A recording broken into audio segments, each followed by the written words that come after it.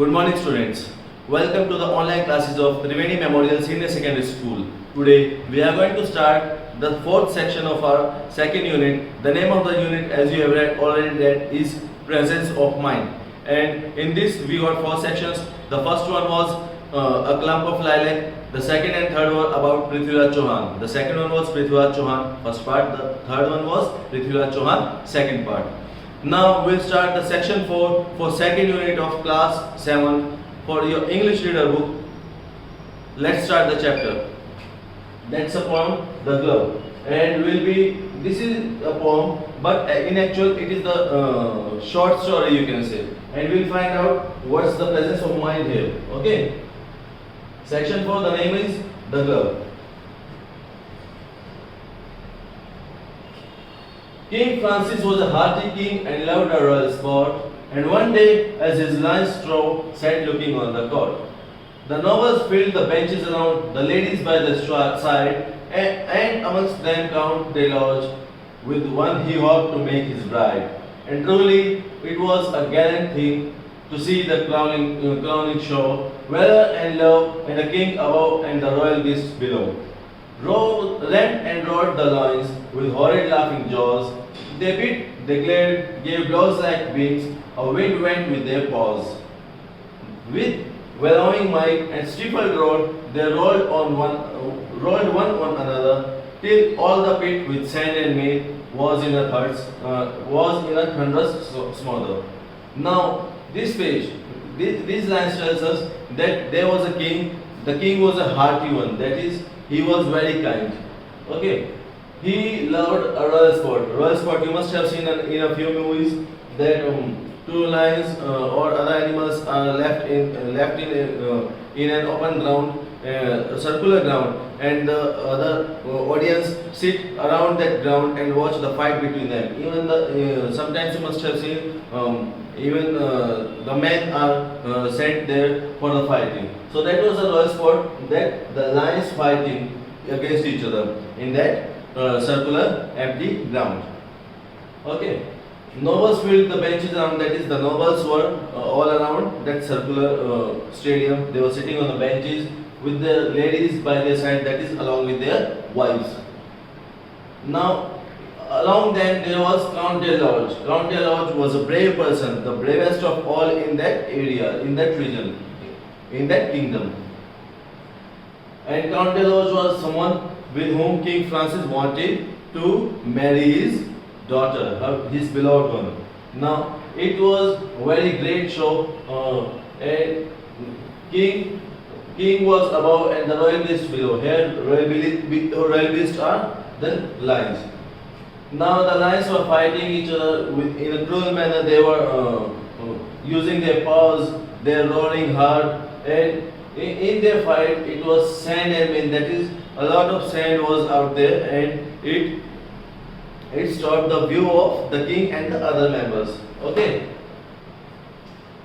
So the bloody foam above the bars came whizzing through the air. Said Francis then, "Good gentlemen, we are better here than there." The Lord's love overheard the king, a beauteous, lively dame, with smiling lips and sharp bright eyes, which always seemed the same. She thought, "The Count, my lover, is as brave can be. He surely would do desperate things to show his love of me. King, ladies, lovers, all look on, the chance is wondrous fine. I'll drop my glove to prove his love, great glory will be mine." She dropped her glove to prove his love, then looked on him and smiled. He bowed and in a moment leaped among the lions wild. The leap was quick, return was quick, he soon regained his place, then threw the glove but not with love, right in the lady's face. "By heaven," cried Francis, "rightly done," and he rose from where he sat.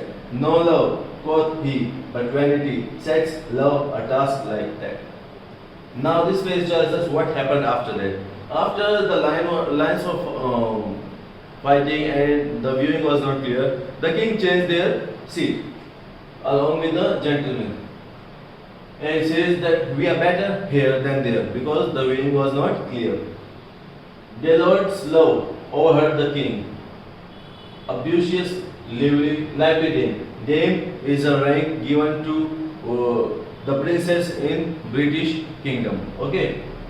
So she heard the king and she knew that the king and all others will be looking what's happening around now. So with smiling lips and sharp bright eyes, she always had bright eyes, as the poem says. She thought that the which Count Delouch. She thought that the count was his lover, her lover, is as brave can be. She thought he is the bravest of them all, and she thought that he would do anything to show that he loves me.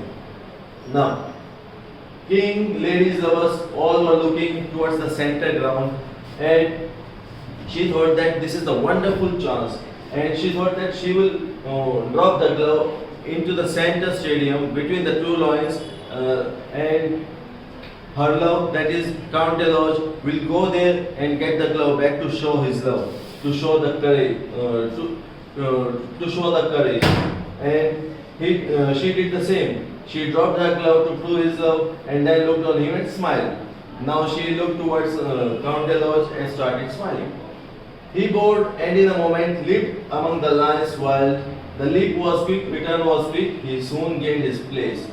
Now he saw he knew what the princess was demanding, so he jumped in between the two lions. He just got the gloves and returned very quickly. He soon regained his place and he was back on his seat again. Then threw the glove, but not with love. Now Count Delouch threw the glove on the lady's face because the way she demanded was not appropriate, and it was not with love. He didn't threw the glove with love. By heaven, cried Francis, rightly done. Now Francis says that this is rightly done, and rose from where he sat, that is, stood up from his seat now. No love, quoth he. Now he says this is not the love, but vanity, that is admiration. Show for admiration. Sets love a task like that. That this task was not appropriate. This is the cruel one. Okay, students. So that was the poem. Now we'll be moving to the question answers of the chapter.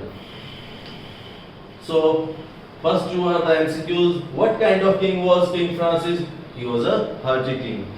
Why did the Count's beloved drop her glove? To prove Count's love. The third question. Why did the king say, good gentlemen, we are better here than there? Because the lions were fighting each other, due to which a lot of sand covered the fight and the king was not able to see what was happening out in the center between two lions. So, for a better view, he shifted. Now the fourth one. Great glory will be mine. Who said these words? The lady said this, thinking about that what she wanted from Count Delouch. What does the glory refer to? The glory refers to Count, her lover.